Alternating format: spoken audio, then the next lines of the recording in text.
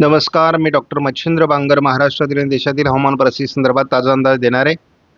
सध्या दिटवा चक्रीवादळाचा प्रभाव वाढला असून दक्षिणेतील अनेक राज्यात जोरदार पाऊस होतोय.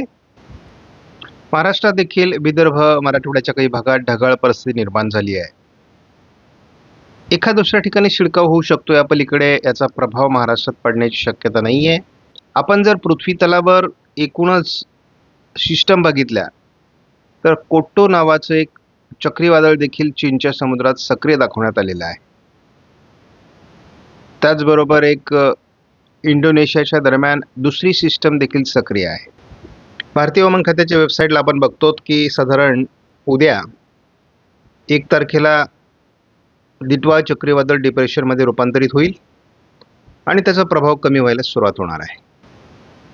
आज हे वादळ तामिळनाडूतून आंध्र प्रदेश आणि रायलसीमा या भागावर अधिक प्रभाव टाकेल असा अंदाज आहे. श्रीलंकेच्या अनेक भागामध्ये अतिवृष्टीची नोंद झालेली आहे. दिटवा चक्रीवादळाचा मोठा प्रभाव श्रीलंकेत जाणवला आहे. त्यामुळे कुठलंही वादळ हे हानिकारक असतं. तसा विचार केला तर वादळांचा सीझन आता संपतोय. त्यामुळे आता यापुढे डिसेंबर आणि जानेवारीमध्ये वादळांचा फार प्रभाव महाराष्ट्राच्या किंवा भारताच्या भूभागावर होणार नाही असं वाटतंय. परंतु बघूयात. आता WDचा प्रभाव वाढणं अपेक्षित आहे. भारतीय हवामान विभागाने तसं आज आंध्र प्रदेश, रायलसीमा आणि तामिळनाडू या 3 राज्यांना अतिवृष्टीचा इशारा दिलाय, रेड अलर्ट देण्यात आलेला आहे. मात्र उद्या याचा प्रभाव कमी होणार आहे. संपूर्ण कर्नाटक, तेलंगणा आणि तामिळनाडूला मेघगर्जनेसह येलो अलर्ट देण्यात आलाय, तर ऑरेंज अलर्ट हा रायलसीमा आणि आंध्र प्रदेशला देण्यात आलेला. मेघगर्जनेसह पावसाचं वातावरण 2 तारखेला देखील केरळ, तामिळनाडू, रायलसीमा आणि आंध्र प्रदेश या 4 राज्यांमध्ये असणार आहे. या 4 राज्यांमध्ये 3 तारखेला पाऊस दाखवण्यात आलाय आणि हा ईशान्य मान्सूनचा प्रभाव आहे. शिवाय आपल्याला दरम्यानच्या काळात राजस्थानमध्ये देखील थंडीची लाट निर्माण होण्याची शक्यता व्यक्त करण्यात आलेली आहे. वादळाचा प्रभाव जसा कमी होईल तसं थंडीचं प्रमाण वाढण्याची शक्यता आहे. शिवाय 15 डिसेंबर ते जवळपास 15 जानेवारी हा जो कालावधी असतो हा मुख्य थंडीचा कालावधी आहे आणि या कालावधीमध्ये थंडीची लाट सक्रिय राहील. कारण लानिना कंडिशन असल्यामुळे या दरम्यान थंडीची लाट सक्रिय राहण्याचा अंदाज आहे. मात्र दरम्यानच्या काळात हवामानात काय बदल होतात ते आपण देखील बघणार आहोत.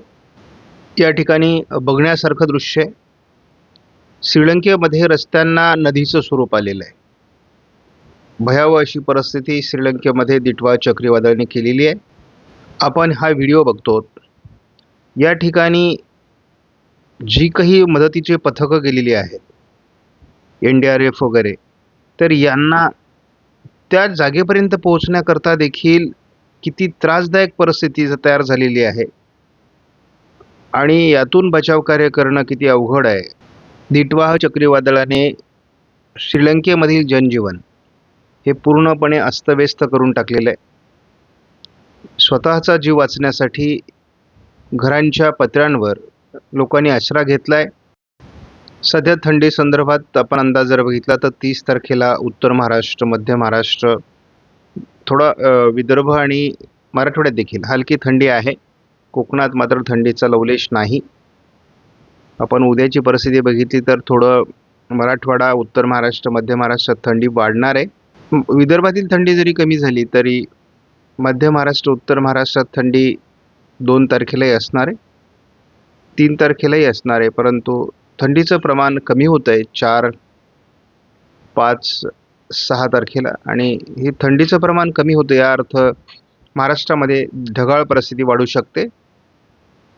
आपल्याला असं दिसते की 7 तारखेला महाराष्ट्रामध्ये थंडीचं प्रमाण कमी होऊन उष्णतामान वाढतं. याचा अर्थ हवामानात काहीतरी बदल होणार आहेत. आपल्याला थंडी साधारणपणे 9 तारखेपर्यंत महाराष्ट्रामध्ये दिसत नाही आहे आणि थंडी नसण्याचं कारण सुद्धा आपल्याला शोधावं लागेल. कारण दरम्यानच्या काळात स्थानिक वातावरण देखील तयार होऊ शकतं. आपण धावता अंदाज जर GFS मॉडेलचा पावसासंदर्भात घेतला तर जवळपास 2-3 तारखेपर्यंत हे पावसाचं अस्तित्व राहील दक्षिण भारतातील राज्यांमध्ये. 2 तारखेला दिटवाचा डिप्रेशनचा प्रभाव राहील आणि नंतर मात्र हे वातावरण कमी होण्याची शक्यता आहे. 4 तारखेला थोडी ढगाळ परिस्थिती महाराष्ट्रात होईल असा या मॉडेलने अंदाज दिला आहे. आपण 5 तारखेला बघतो की महाराष्ट्रामध्ये ढगाळ परिस्थिती तयार होऊ शकते. त्यामुळे 7-8 तारखेपर्यंत जर ढगाळ परिस्थिती महाराष्ट्रात होणार असेल, त्यामुळे थंडीचं प्रमाण कमी होत असेल. आपण ECMWF मॉडेलचा जर धावता अंदाज घेतला तर आपल्याला साधारण वादळाचा प्रभाव आणखी 2-3 दिवस राहील आणि नंतर मात्र याचा प्रभाव संपेल असं दिसतंय. परंतु आपल्याला बाकी मॉडेल 4, 5, 6, 7, 8 असे 4 दिवस महाराष्ट्रात थंडी कमी होताना दाखवत आहेत. मग याचं प्रमाण पावसात रूपांतरित होईल का हे आपल्याला बघणं आवश्यक आहे. पण आपण जवळपास 14 तारखेपर्यंत जरी अंदाज बघितला तरी ECMWF मॉडेलने तरी महाराष्ट्रात ढगाळ परिस्थिती दाखवलेली नाही आहे. आपण JFS मॉडेलचा जरी अंदाज 14 तारखेपर्यंत किंवा अगदी पुढे 15 तारखेपर्यंत बघितला तर महाराष्ट्रामध्ये ढगाळ परिस्थितीची शक्यता व्यक्त करण्यात आलेली नाही आहे. आपण ECMWFचा AIFS मॉडेल जरी बघितलं तरी केवळ किनारपट्टी भागात म्हणजेच विजयवाडाच्या दरम्यान थोडं डिप्रेशनचा प्रभाव राहणार आहे. अजून बाकी उत्तर भारतात WD देखील सुरू होणार आहेत, परंतु मध्य भारतावर फारसा परिणाम नाही आहे. अजून देखील आपण बघतो की तामिळनाडू, रायलसीमा आणि आंध्र प्रदेश, थोडं पूर्व कर्नाटकामध्ये आणि थोडंफार तेलंगणामध्ये पावसाळी वातावरण आहे आणि हे पुढे 2 दिवस राहण्याची शक्यता आहे. साधारण 2 तारखेपर्यंत याचा प्रभाव राहील दक्षिण भारतात असं दिसते. 5 तारखेला तसं महाराष्ट्रामध्ये विशेष वातावरण दाखवण्यात आलेलं नाही आहे. वेगवेगळ्या सिस्टम अरबी समुद्र आणि बंगालच्या उपसागरात तयार होतील, परंतु डिसेंबरमध्ये भारतीय हवामानावर त्याचा फार परिणाम होईल असं वाटत नाही. आपण या मॉडेलचा पुढील 5 दिवसाचा अंदाज जरी बघितला तरी केवळ विशाखापट्टणमपर्यंत याचा परिणाम आहे. महाराष्ट्रात कुठेही त्याचा परिणाम दाखवण्यात आलेला नाही आहे. आपण वादळाचा जर पुढे 48 तासासाठी धावता परिणाम बघितला तर केवळ दक्षिणी राज्यांमध्ये त्याचा परिणाम पडणार आहे. विजयवाडा, विशाखापट्टणमपर्यंत तो परिणाम जाईल. त्यामुळे या भागात मुसळधार पाऊस होण्याची शक्यता आहे, पूर परिस्थिती निर्माण होण्याची शक्यता आहे, परंतु याचा कोणताही महाराष्ट्रावर परिणाम होत नाही. आपण बघतो की दक्षिण गडचिरोलीमध्ये हलकं वातावरण उद्या असण्याची शक्यता आहे. काही भागात ढगाळ परिस्थिती वगैरे. या पलीकडे या वातावरणाचा महाराष्ट्रात परिणाम होत नाही आहे. 4 तारखेला आपण बघतो की सांगली आणि सोलापूरमध्ये वादळ संपता शेवटचं थोडा अंश ढगाळ स्वरूपामध्ये या जिल्ह्यांमध्ये परिणाम करणार आहे.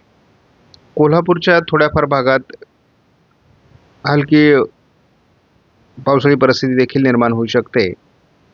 या पलीकडे महाराष्ट्रात त्याचा परिणाम होण्याची शक्यता नाही आहे. म्हणजे 4 आणि 5 तारखेला पश्चिम महाराष्ट्रात थोडं ढगाळ वातावरण वाढेल, परंतु पावसाची शक्यता फार कमी आहे. ही ढगाळ परिस्थिती जवळपास अहिल्यानगर, पुणे पूर्व, सातारा, सोलापूर, सांगली भागामध्ये आहे. त्यामुळे थोडं 5 तारखेला या वादळाचा अंश महाराष्ट्रावर परिणाम करतो का किंवा पावसाळी परिस्थिती निर्माण करतो का हे मात्र बघावं लागणार आहे. आपण आज व्हिडिओमधील माहिती महत्त्वपूर्ण वाटल्यास लाईक करा, शेअर करा, चॅनलला सबस्क्राईब करा. धन्यवाद. जय हिंद, जय महाराष्ट्र, जय